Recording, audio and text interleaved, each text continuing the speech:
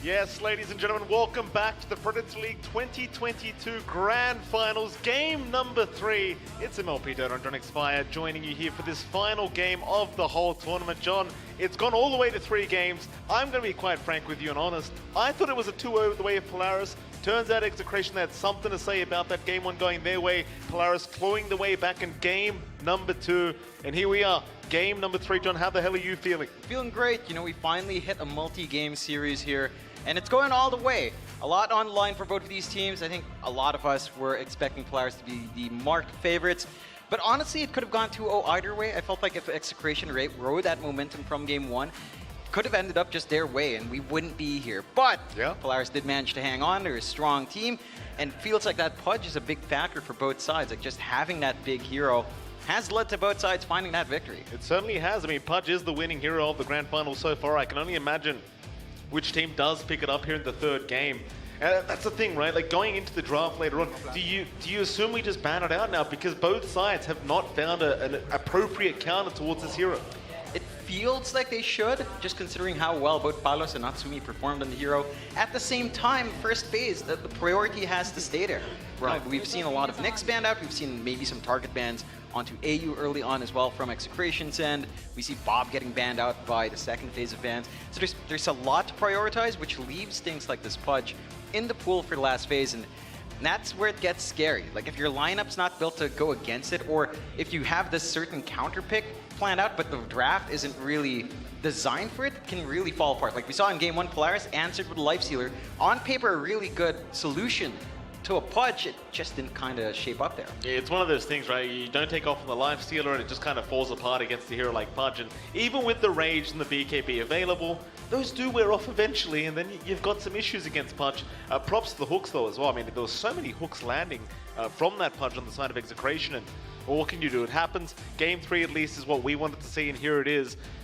I can't wait. And John, I know you were watching and laughing at the players as well, because they were trash talking each other across the arena as we were getting into game number 3. It almost gave me the vibes from the videos that I see of those Filipino lands. Oh yeah, right? For sure. Where people just, I mean, I'm not going to reiterate what they were saying, Jonathan, but they were saying some nasty words. They were pretty confident in themselves. You can see they're still prepping till now, but that pre-prep was kind of ridiculous. When we walked in, both sides were yelling at us as well.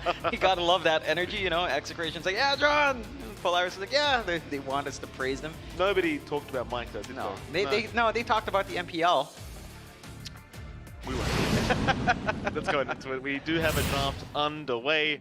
I don't know why you had to bring up that game, but we don't want to hear about that garbage. Polaris Abing figured out at the end, though, what your actual initials are. It took a bit.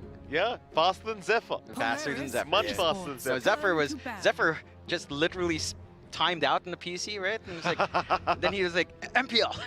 That was beautiful in Stockholm. He got blue screen. Yeah, he got blue screen for sure. Well, bans are coming out, John. Now, we did ask the question, is Pudge getting removed? So far, not quite. You've got the Undying, you've got the Leshrac being banned out, Nyx Assassin also being removed here by Polaris Esports. One more ban to go.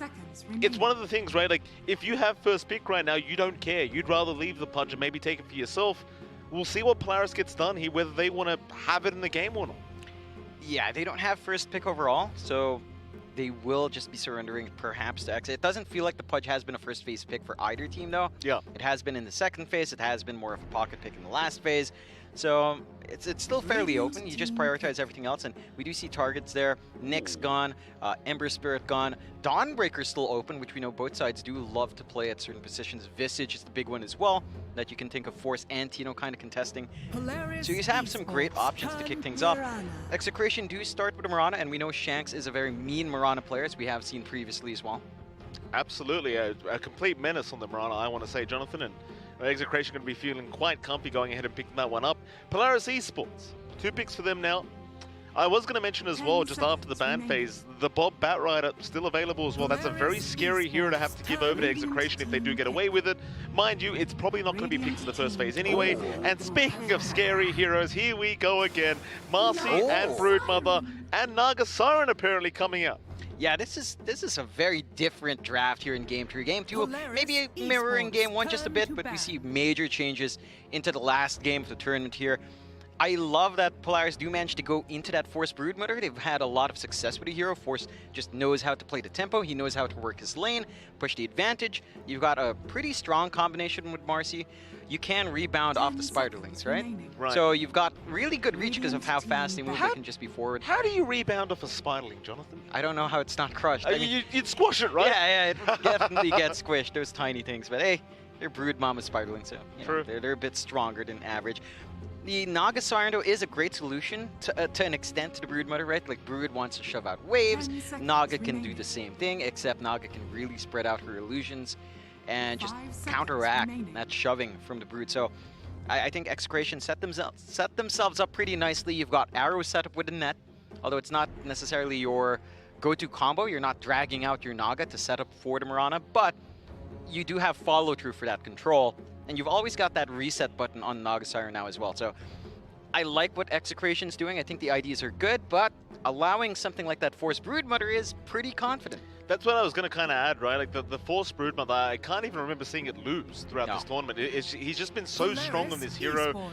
Fantastic micro with the Spiderlings. I kind of already point this out over and over again, but those Spiderlings being able to give so much vision and information away, it's going to be so hard to play against.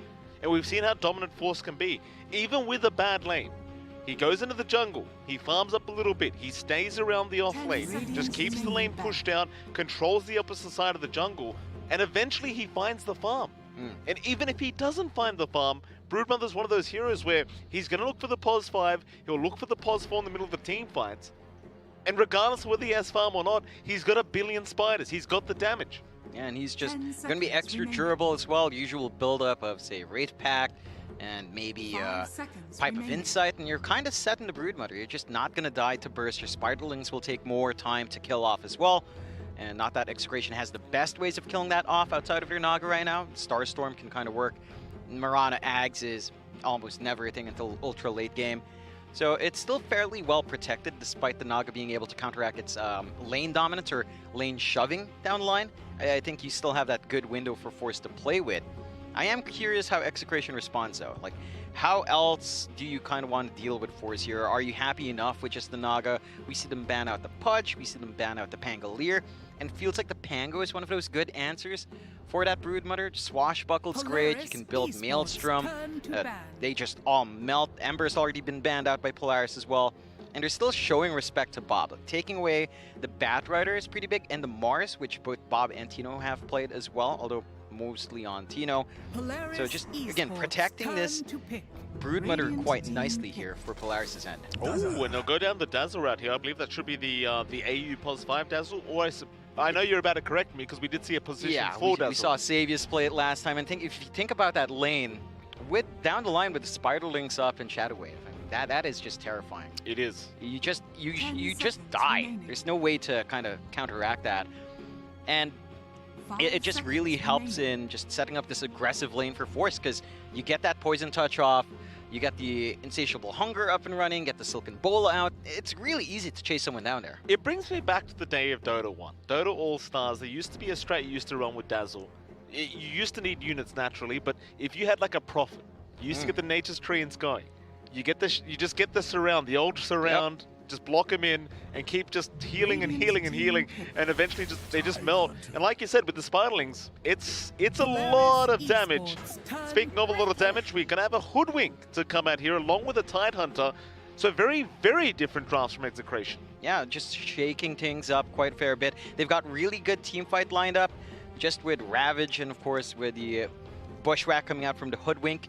It does give you a good answer as well for the Broodmother, so they do want to kind of go more on clearing out the waves. Tide Axe is probably going to be a bit of a priority for Tino on the offlane. But it's a great solution. You're just going to be able to stop Force. The question is, have you gone too all in? Because you look at this pickup from Polaris. This is classic Polaris. Ooh. Back from, I want to say, Season 1 of the Deep CC. Season 2 is where it really was popping off more. That Medusa for Natsumi, we know how well he can farm on it. We know how well Force can create space for him on that hero. He is a massive win condition, and it doesn't feel like you have to get best answer. Like Naga on top of a Medusa with a Diffusal. Yeah, in some ways it's a counter.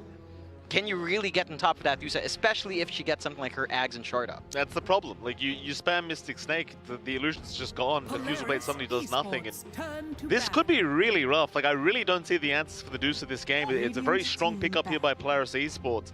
Love to see it. I love the fact that Game 3's come along and then both teams just threw the old drafts out the window. Just screw all that crap. We're in a best of 3 last game.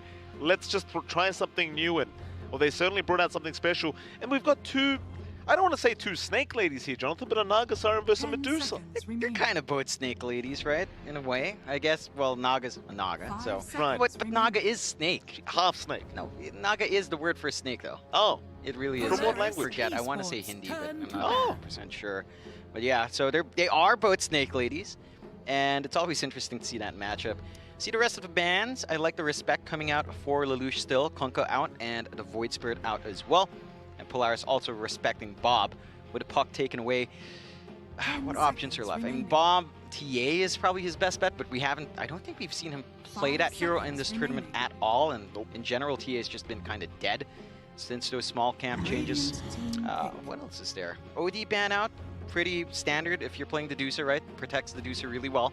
It does feel like you need a tempo setting kind of hero here, right? Like, because you're against a Medusa, you don't really want to let her farm the whole game. Even if you do have a Naga Siren, you really don't want to allow to get to that stage where the Medusa can just hold high ground and definitely go on, John. I think a Quap works out really well. Right there, on the mark. That is actually incredible. Yeah, I was because like there's nothing to stun her until you get maybe like Dazzle, Hex, Shard, right? Dazzle, Shard, and then a rebound on top, very easy to land. Outside that, and first 15 minutes to 20 minutes, Bob has a lot of room to just jump in, be the aggressor for the team, clear out the Spiderlings. It has everything: burst damage, wave clear, mobility. This can certainly set up for Execration.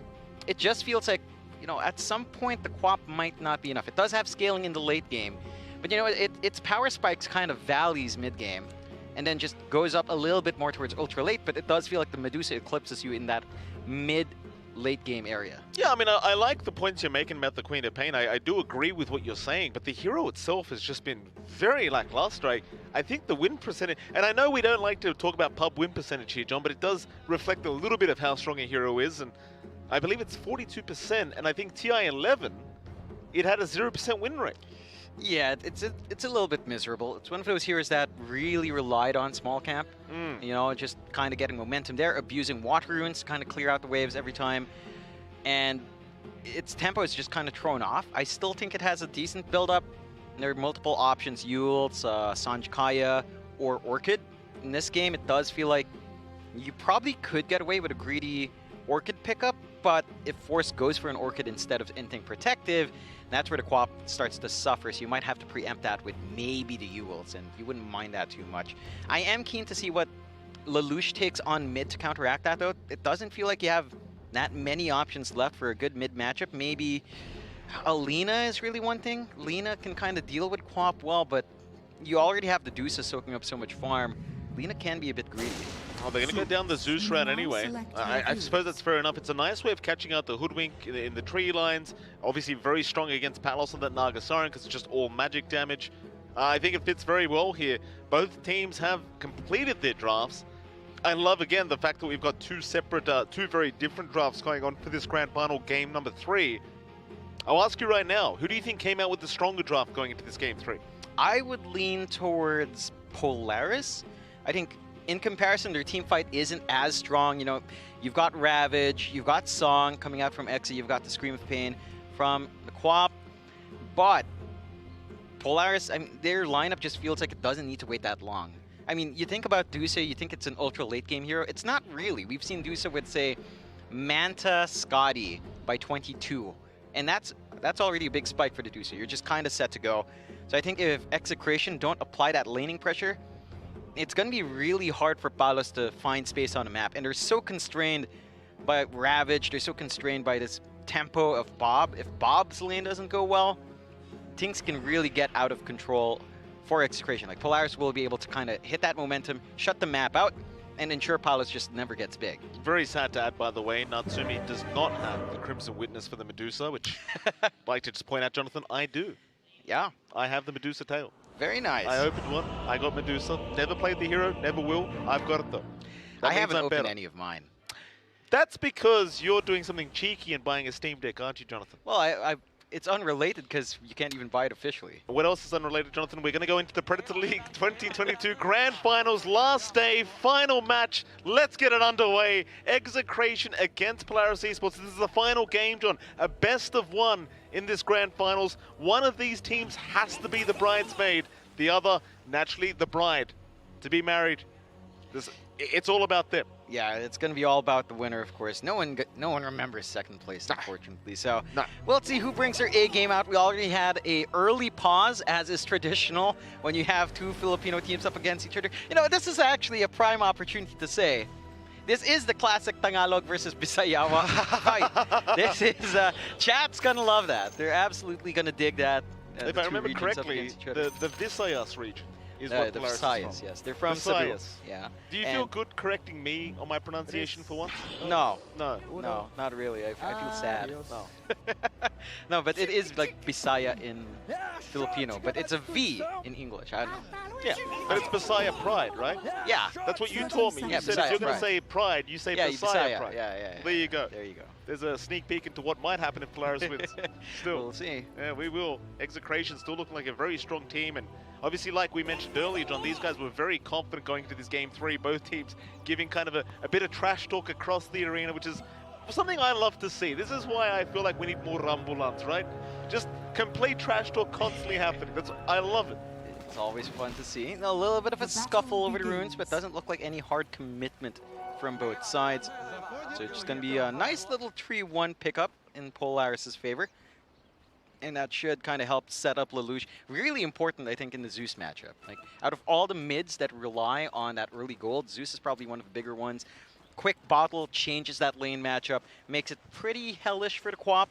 And Quap, in most cases, right, you tend to go for your dagger now, just to sap away some HP, get some harass off.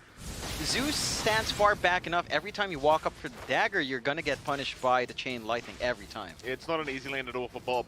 Thing is, though, what is easy for Bob is securing those power runes and water runes later on. And even with the support lineup that you've got here on Polaris Esports, you kind of wonder how they rotate to try and help out. Like AU on the Dazzle, he might make his way over to try and help secure. In fact, hold that thought, because Shanks was taking a fair bit of damage there on the Hoodwink, but is going to be just fine to turn right back around for Xavius. But like I was saying, like with the Marcy Dazzle support duo, can you really help secure water and power runes compared to, say, the Mirana Hoodwink? It's not as threatening. You have a lot more room there, although Xavius is doing a great job of at least maintaining this lane. Oh, Shanks. That's a lot of damage on Shanks, and that's first blood. Xavius, a very nice rebound set up into the Mystic Snake, and it proves to be enough. In fact, they'll go for more now. Rebound will land Tino. He'll go for a run, but another nice disposer from Xavius. Tino, he'll keep running, but Xavius will chase him down to the ends of the earth. A very nice pushback, though. Gonna put an end to it, but it won't. Xavius, he just keeps going. He does not care. It's worth his life if he gets both kills, and he doesn't even lose it. Let's get some context as to how durable Marcy is. Shanks has a Blightstone, and they got Gush level 1, and Xavius still isn't dead. That is a stupid amount of minus armor, and this Marcy is still not being punished. And just on top of that, you've got the toss back, the dispose. The slow stacking with Mystic Snake is kind of insane. Force? A fair bit of damage on Force now. The Riptide's really being proc quite frequently here from Palos. Ooh. He'll get the Tango out from AU, but he certainly has to be very careful. Without the lifesteal available, it's kind of hard for him to remain in this laning phase. Yeah, they're working this lane real well down bot. Again, the Naga can just kind of dominate that matchup because she doesn't necessarily rely on right clicks. It's more on the Riptide. They do poke Natsumi quite a fair bit up top. That is where that minus armor can shine, but Xavius is fully healed up, and if they see that opportunity, if the wave shoves back in, they're going to have a chance to kind of get cheeky there. Not going to be able to pull with Shanks around. Still, it does feel like Polaris, they're getting a little bit more from lanes. Force is the big issue. If that Broodmother doesn't take off and Palos is allowed to farm, if you don't deny the map space, then you're going to have a little bit of a Naga Siren issue in the mid game. AU chase down. Bang wants to try and get aggressive here on that Mirana. Plenty of damage to be dealt, but AU going to fight back with the Poison Touch still. Now the bounty's coming out. Arrow does land on the backside. Bang still going. AU trying for the deny, but he's not going to make it. Oh, the Mud Golems. They were so close yet so far. Yeah, you don't actually lose that much gold from dying there. Like 210 gold, bounty rune for everyone 40 gold. You gain 200 gold versus 210 loss, but that economy spread feels a lot better for Polaris. It's not a bad sacrifice for AU to make.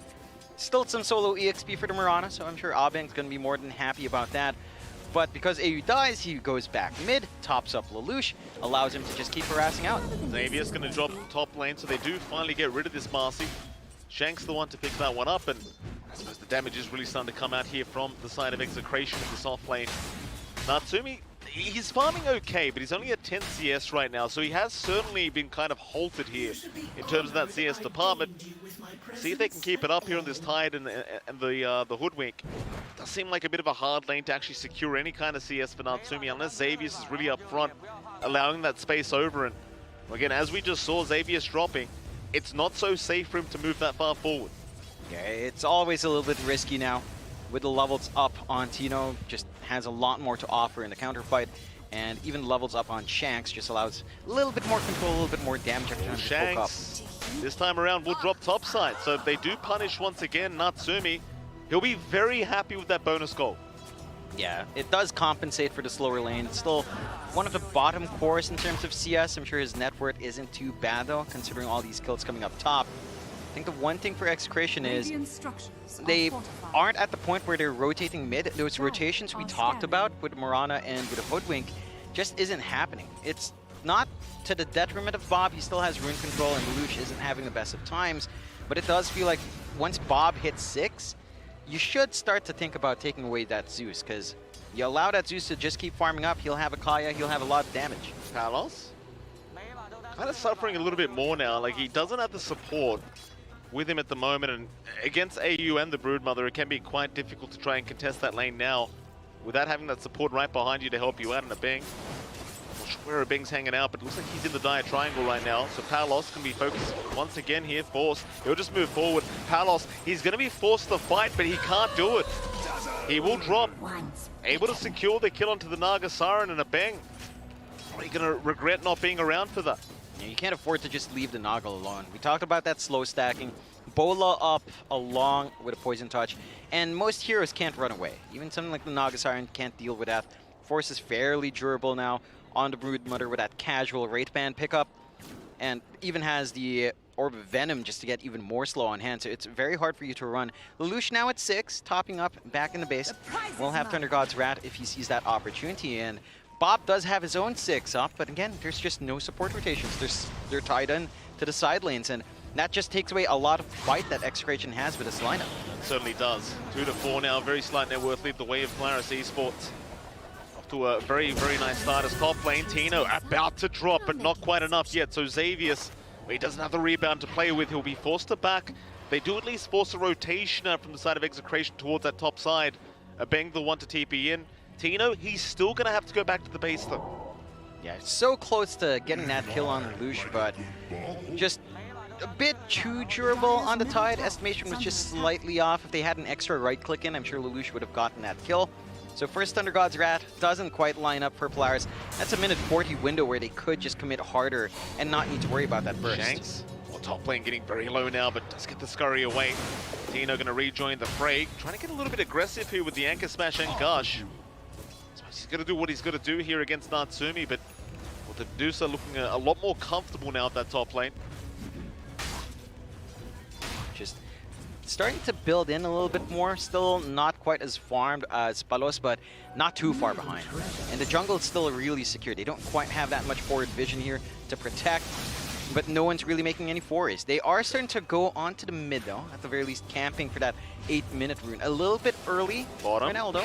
Palos in trouble again. He's completely alone, so Force can have his way with him. Palos just trying to run, but it doesn't seem like there's anywhere to go. Or maybe there is. Shanks! He'll make it just in time. Palos, he buys his time with the mirror images and Force. Oh, he's not going to be feeling too good about that one. No, it was very close. He needed AU around. One Shadow Wave probably would have gotten that kill with all the Spiderlings around, but Palos gets back to farming, recovers quite nicely off that attempt. And Tino, they'll miss the rebound, but they'll still go for the dispose out on Tino. Still a tanky Tidehunter though with level 2 Kraken Shell, so he's not going to go down. It just seems like they want to keep buying space for Natsumi to just start to escalate on the Medusa. And that he is now, 43-6 on the Medusa. Palos, not too far, or rather not too far ahead, 48-4. But he does have to run back towards the fountain, so maybe Natsumi able to catch up now in terms of the CS board. Meanwhile, Bob rotating, but the Thunder God's Wrath going to give the vision over. So even through the invis, they're going to know he's around. Be able to find nothing with this invis room. Meanwhile, top lane, Tino getting aggressed on, but Xavius has to back out as the Bing has rotated. He's trying to juke out the arrow, but the arrow's not even being thrown out. Now it does. They've got the kill. Natsumi, he's moved forward, but Tino, he wants to keep going. He pump fakes the Ravage. Meanwhile, bottom lane, Shanks is going to get deleted by force. Top side, it doesn't seem like they're going to make the play on the Dusa. Natsumi, though, still has to be very cautious. Yeah, still has to play it safe. They dragged Palos up top as well. Maybe looking for that shove in on the tower and just clear out the jungle, prevent Natsumi from getting some free resources. Bot is opened up, but that's where the Broodmords are playing. Palos, yeah, he gets caught out. Xavius, he's there with the sidekick and the rebound and the dispose, and Palos, he's got nowhere to go. Oh boy, here I was thinking Natsumi was the one in trouble. Yeah, just maybe overcommits forward. The rest of his team backed off when we starting to invade that jungle.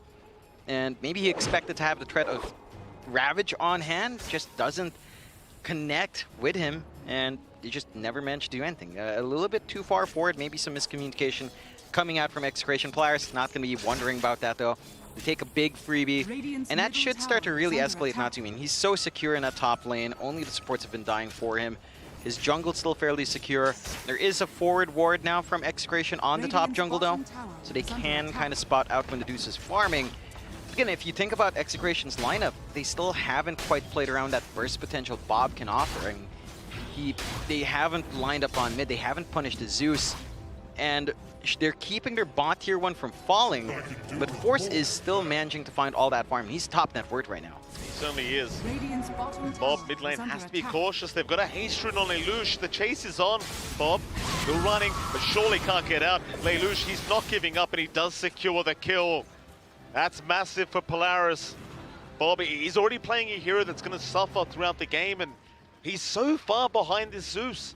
Yeah, he's really behind. It's just a lane that Lelouch really worked well. It's one of the only heroes that really handles the buff nicely. I mean, a lot of heroes do, but Zeus is one of those that really holds that lane quite nice. And he even gets the Fairy's Trinket dropped. Trying to chase here. They took so many of the stacks away here from Execration. Luckily, a Bink does get there in time to protect the large creeps in that camp.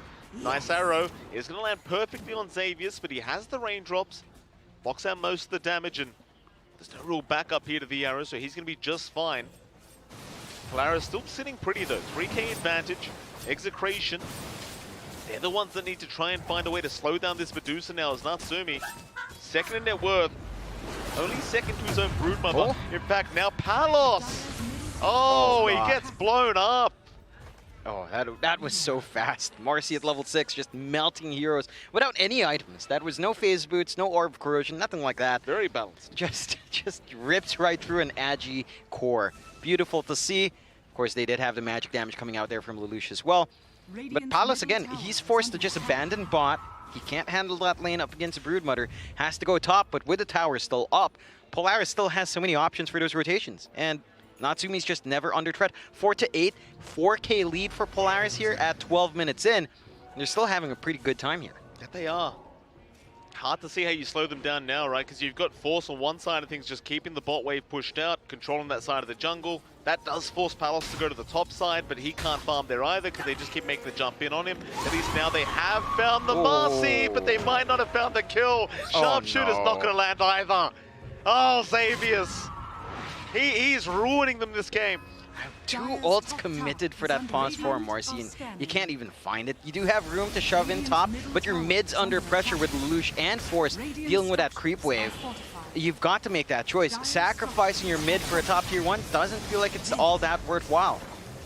Tier 1 mid tower, it's a big tower to lose. Tino, he's going to rotate a big Ravage out as well, landing on 3, into the arrow, onto the Zeus, but they've got the shallow grave. He's not even close to dying yet. Lelouch, he's going to step away. Maybe he does drop. Tino on the chase, but Lelouch is healing up. Bob, he'll try to blink in. Surely they find Lelouch, but Bob, he might drop for this. He'll go for a run out, but Force is there. AU's the one to take the kill. He'll try to punish a great sharpshooter. Shanks, he does catch the dazzle, but it may cost his own life. Force going in for more. The Scurry making it a little bit harder. In fact, Palos is there with the instant. Force, how far are you going? Oh, He's no. gone too far.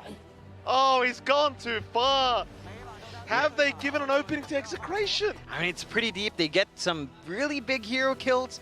Palos is around to soak some of that up as well. They sacrifice Bop in the process. I think for Polaris, the one thing they're getting out is that you are buying space for Natsumi.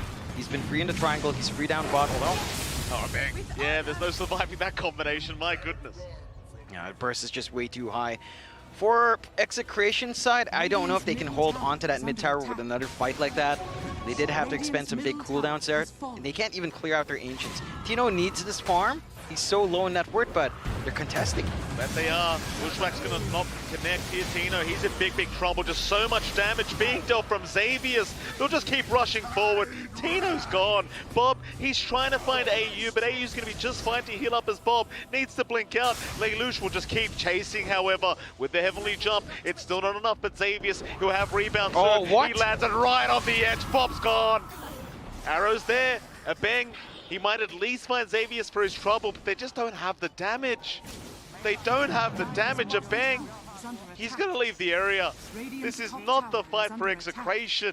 Oh, they just tumbled. They keep trying to clear out those Ancients. Really good forward vision out from Polaris, watching that area, watching that triangle. Palos? Not Palos. Oh, he's trapped. He can't even run. It's tough, Bob. He's given the nightmare noises over, but that's because he's in a literal nightmare right now, John. This game is horrific for him. What's a nightmare for us is day-to-day life in Australia, Mike. It's just the broodmother, you know? You can't run from the spiders, you can't crush them fast enough. There's always more coming out. And again, Execration has a draft that somewhat deals with those spiderlings. Theoretically, a Quap can kind of do that. The Tidehunter with Ags can. It just doesn't feel like you're at that point where it's actually a reality. Oh, another nice rebound in. Xavier's just all over the place. Back in on Tino, who's going to try and make his way out with the Hood of Defiance, but it's just so rough as Xavier's. Well, he's not going to have another way of holding him down. So Tino, with the Moonlight Shadow, is going to be able to walk his way out. The thing is, and one thing we haven't mentioned this whole time, Natsumi's just free farm. Yeah. He's just had control of the triangle. He's had control of the bot forward jungle. They do have some forward wards here from Execration, but they can't even afford to try and rotate because of all this aggression Polaris is applying. Like, they're just always on the map. They're always keeping one lane shoved in and just constantly throwing your heroes forward to buy that space out. Yet at the same time, they're all still farming pretty well despite that. They are. 8K advantage now, Polaris. Looking very strong for this game 3. A bank, he's going to try and move in. Oh my goodness! He just disappears. Trying to play with force, but Lelouch has so much damage from just a mile away. A very nice sonic wave from Bob, but it's only to retreat. He just doesn't feel safe without the blink up. Yeah, Polaris, they'll just keep going. They'll just keep controlling the map. There's nothing they can do about it. And they had to use that sonic wave to push back Xavier's. If he landed that rebound, that would have been a kill. 100%. Bob would have fallen. He had to make that choice, and it buys them time. I mean, Palos is starting to farm up top. He's still a good 1K, 1.4K behind the Broodmother and way behind Natsumi. But he will have a Manta. And that will be at least one source of protection coming out for the Nog Siren. Polaris, though, starting to swing around there. They're going to try... Oh, Palos. Yeah, he's going to song up. How does he get out? He'll try for the TP away. It looks like he's actually going to make it. Nice song TP. It's something. He's just going to survive. I can't say the same for Tino, though. Just look at the damage from Xavier's. It's just not fair. You watch this, John. This is a Tidehunter. It's not fair. It's 0 damage right now. All right, John. Just, you know, dramatic effect, Jonathan. It matters. A bang. Oh, he gets caught mid-leap. He gets caught. Oh, man, it's just not panning out here for Execration so far. Polaris, again, it's this aggression. It's the fact that they're not stopping with all these fights they're taking. They're just constantly on the move. They're the ones dictating these engagements. And Execration are the ones responding. It feels like Exa should be on the aggressive. And they've got the Mirana, they've got the Quap, Hoodwink. They have so many good heroes to start these fights first, but they aren't. They'll miss out on Shanks this time around. Xavius, a very rare miss from him on the rebound. Was completely blind, to be fair, though. Mid tier 2 tower is going to drop. 9k advantage now the way of Polaris Esports. Execration, they are desperately trying to find a way back into this game. There's just no room on the map to farm here. It's such a tough position. Like Palos, you can make all the comments you like about his gameplay this game, but he's got nowhere to farm. There is literally zero space for the Naga. Yeah, I mean, we've seen it last time, right? Like, he's forced to go up top to get that farm. He's still stuck up top. Manta style up, gonna need more. Main timing for Naga just feels like, without the defusal, you're looking at like Heart Butterfly. Maybe you go back for the defusal because you're up against Medusa, but durability is going to be king for Palos this game, and it's just such a long time until any of those items are up. Polaris, they're doing a good job of just keeping all the lanes shoved after, making a little bit of a move down bot. Yeah, bottom lane, the quad being caught out. Meanwhile, AU also getting caught by Palos, so maybe they could try to find some form of a trade, but Force is there to back him up anyway. AU's not going to drop. Meanwhile, bottom side, Xavius, he does cop the sharpshooter. He might just drop. They even pop the Ravage. Ooh. Just to make sure he can't rebound out. That's how desperate the game is right now. Yeah, that's... I mean, at this point, you take what you can get. You know, you're so far behind. Just finding this kill is important in and of its own. But Ravage is down for a long time. Polaris will know that. They still have the Stone Gaze out from the Medusa. They basically have almost everything outside of just Thunder God's Wrath. And that's a scary thing for Exa. Every time we see them win these bigger team fights, it's off the back of that Ravage. Without that tool, you're really relying on Shanks getting some big bushwhacks off. But Polaris have been so good at cutting the proper tree to prevent those bushwhacks from latching. It's just so rough. It's so rough. 8 to 17, 10k advantage, 20 minutes in. You look at that graph, 93%. I'd say it's a little bit higher right now, but I'll believe Dota Plus, I'll believe Gaben. Polaris Esports moving in. They found a Bing again this time. The rebound will not land, but they've got the shards with the poison touch. A Bing, though, is going to commit all his leap charges to be able to get himself out. But Roshan's now open. Nothing you can do to fight this one out either. This is why I hate when teams give Force this Broodmother. They'll send the Spiderlings out all across the map. He knows exactly when they're coming, and there's nothing you can do about it. Unless you smoke towards the Roshan pit, there's no way. And even once you get close to the Roshan pit, it's gonna break the smoke, and guess what's gonna happen? You're gonna find a spider crawling up your pants, John. Yep. It's not a good feeling, let me tell you. Yeah, that's definitely the Australian experience. And sometimes even all the smoke in the world's not enough to kill those spiders, or even, you know, just prevent them from being effective. Polaris, secondary life now up on Natsumi, feeling good here. Scotty almost done, one part away. Dragonlance up. This Medusa is just so tanky. Force?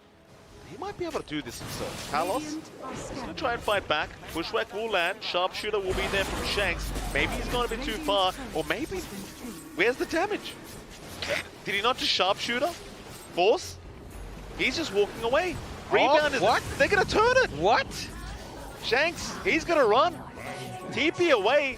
Am I seeing things? Was there not a sharpshooter there? I think it did come out. Was it a long channel? It looked a little bit short. Maybe just trying to rip him apart. There was also the Wraith Pack on hand. Of course. On the side, so I think that ate through a chunk of the damage. That and the use of the pipe. I heard a pipe go off, or at least a Hood of Defiance. So hey, there you go. What a meta. There's the mechanics on hand. Yeah. That's all you need. Amazing. What a night. Yeah. Here we go again. A Bing.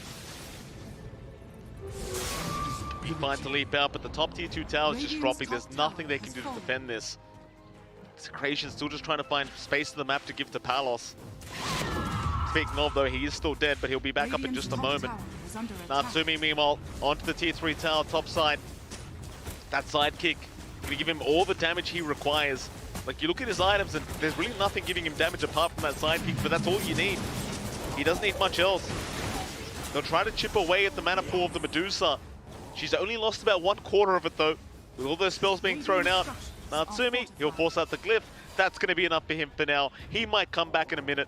Yeah, doesn't clear out any of the creep wave. You still have top shoving in. So you're going to be able to get another opportunity onto the high ground. Bob with a BKB might be able to do a little bit more, though, and they will smoke up. Ravage is ready. So hard. Tino's going to find the perfect initiation here. Bushwhack, it's going to land, but you're only chipping away at the Medusa for now. Even then, she's got an Aegis up, so it's going to be very, very challenging to be able to get through double lives. It feels like you want to save the Ravage. In fact, Dispose is going to be out. Tino, he got caught for a second, but he wants to force the fight. Arrow is going to land. Maybe they can blow up Xavius. A big Sonic Wave with the Shallow Grave. It's going to be there in time. Polaris, they might keep going, but no. It seems like they'll sit back, go after the racks instead. As Tino, he'll move back up onto the Medusa. They want to get through that first life, but she's taking literally no damage as Bob in the backside on the BKB. It's not going to last too much longer. He'll blink away, but instead they'll make the jump in onto a bang. There's your Thunder God's Wrath. They've already lost 2. They've lost 3. Polaris, they'll just keep going for more. Tino, he's just trying to run, but there's nowhere to go. There's nowhere to go. There's 3 down without buyback. That's going to be at least 2 sets of racks. Bot tier 2 still stands. They're not going to be able to go for the mega creeps yet.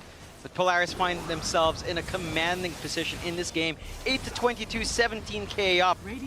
And Execration, I mean, on paper, they do have answers, but it takes a while for those answers to be online. They're not able to really stop Polaris, and this is the point where the deuce is just ridiculous. You only have these 2 items, Manta Scotty. It's more than enough. He didn't contest Natsumi in his farm, so he's just able to build up, going for the MKB next. There's really no answer. They have Ravage on hand. Tino could try to make a play, but without the Sonic Wave, it feels like you lack a lot of damage. It's tough. They're going to try one last time. They've still got the Ravage up, so maybe they can try to make something happen. Tino, rebound again. Xavius is there, kind of warning him not to try and throw it as a song. Is out. Palos, he's setting up perfectly. This could be a big Ravage. It never comes out, though. Tino, he doesn't bother throwing it out yet. Now he does. He lands on every single person, but do they have the damage? It doesn't seem like it. Palos is gone. Oh, it's just GG. too much. GG's called. GG is called. Polaris Esports. They make it happen in this game 3. The boys out of the Visayas region. Messiah Pride here, Jonathan. They've done it. Your grand champions of the Predator League 2022. It's going to be Polaris Esports. Now, what a game coming out from Polaris. They changed their draft in a big way. Both sides adjust amazingly in game 3. Where's the excitement? What are they doing? Cool, calm, and collected, the side of Polaris is. You know, they've just beaten their brothers in arms. They got all of that energy out in the prep when they were just kind of yelling at each other. Big win for Polaris, right? It's been a long journey. They had to play in the qualifiers to get there. They had to win out in Manila.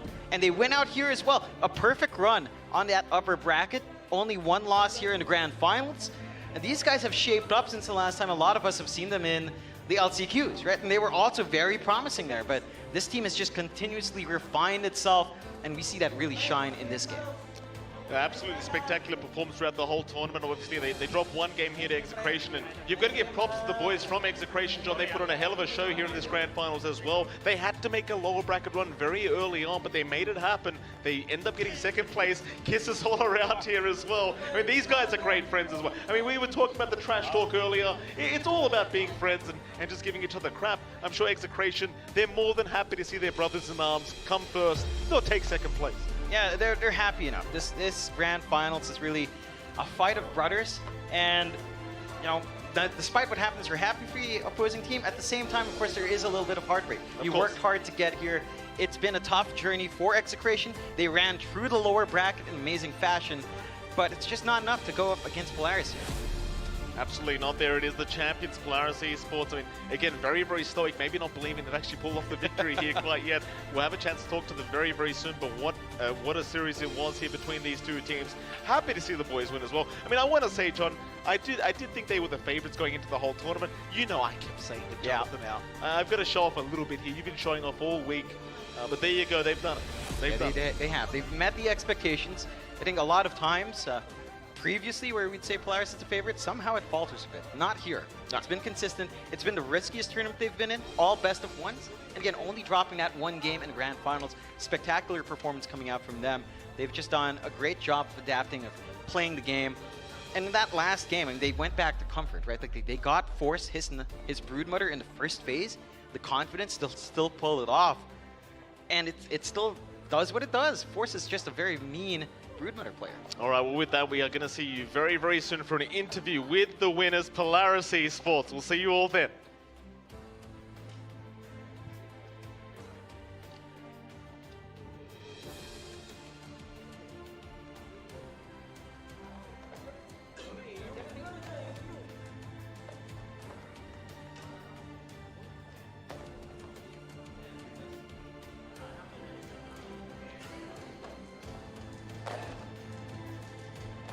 bata, oy.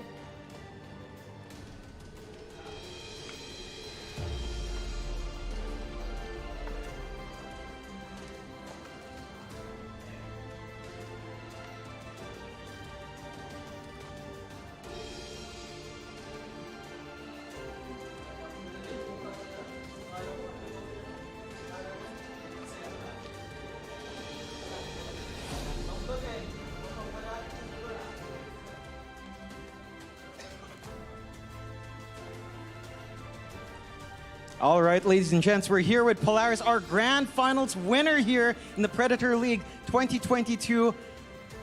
Let me pass this question first on to you, Awi. How are you feeling after this long journey? All best of ones, you only drop one game in the series. How are you feeling about this win? Of course, we feel great of the outcome of the tournament. Yeah. And that's it, I guess. We feel great, I guess. That's good. I mean, it's a big win here in Tokyo, of course. For you, Bumi, I'm curious. You know, this is the classic sort of fight in the Philippines, right? The Bisayawa versus the Tangalogs. You know, that's the banter we have on hand. Is it extra special when you get to play against your friends like this in a big setting like this? For me, it's like normal because usually we always play against them, like in DPC and other tournaments. So yeah, for me, it's kind of normal. I want to hear what happened in game number one, because I was saying behind the scenes, I had faith in you boys, by the way. I was saying 2-0 all the way for Polaris Esports. What went wrong in game one for you guys? I think on game one we just got fucked out. We just got fucked out on the lane. Like it was so hard for us. So yeah, maybe it's just on the lane. Okay, all right. Tell me about the celebration afterwards. You guys looked very stoic, no smiles, nothing. Did you expect to just win? Is that what it is? Sorry. After the matchup, you guys didn't even celebrate. You didn't even look happy. You just straight faced. What happened? You expected to win that much? Yeah, I mean, like we just confident on our game to drop. Maybe like it was like, yeah. I mean, our hero is just good against them. Yeah, and it did look good when you guys played it there. I'm curious, you know, going forward, it's going to be a long journey, though. You guys have been together for a while. What do you think you guys learned together in this tournament specifically, going through this journey? Maybe Kuya Force answers. I just hope no one just leaves the team right now. That's what I want to say, I guess. And yeah, we're very skilled and experienced as a team already because we've stayed for a long time, and I think it's just the fruition of our journey together. Yeah, and it's been quite the journey. Again, big congratulations to you guys for winning Predator League 2022 Grand Finals phase here in Tokyo. Of course, it's been a long journey in this tournament. We can take a look back at how the tournament went here, take a look at the bracket of that journey, and kind of review how Polaris went through this run. You can see in the brackets, starting from the upper bracket, undefeated all the way until just dropping one game here in the best of 3, Mike. Well, they had to lose one game, Jonathan. I mean, it would have been, you know, rather undramatic had they just won the whole thing 2-0. So they end up getting the whole thing their way. Like I said, John, I predicted these boys were going to win, obviously. It's Polaris Esports. We always knew these guys were the strongest going in, and what a fantastic tournament it's been. Yeah, it's been fantastic. And you can also see the opposite journey for Execration. They dropped into the lower bracket really early on. They managed to get a really good run, but just not enough to face off against the Bisayawa boys right here. And of course, that's it for the tournament right now. We do have our ending ceremony later tonight. We'll catch you all there. Thank you for tuning in to the tournament. Thank you for supporting everyone, all the teams, all the players are very excited, and all of us are very happy to have you around. Come back for the closing ceremony later on. We'll see you then. It's going to be lit. Bye-bye. Sayonara. Congrats, boys. Thank you.